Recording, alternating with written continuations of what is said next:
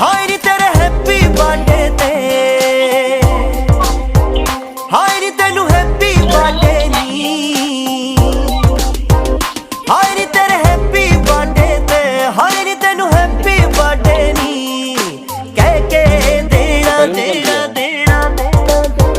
suit तेनू पटियाला शाही सोहणीए लेके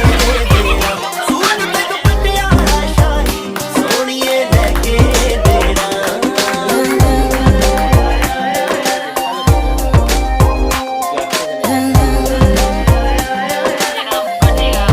कोई सरप्राइज जिहा गिफ्ट देण दा आइडिया बड़ा पुराना फिर मूड बनाया दस दिया तैनू लैके किथे जाना हाय नी तैनू डिनर कराउण वे हाय नी 5 तारा होटल च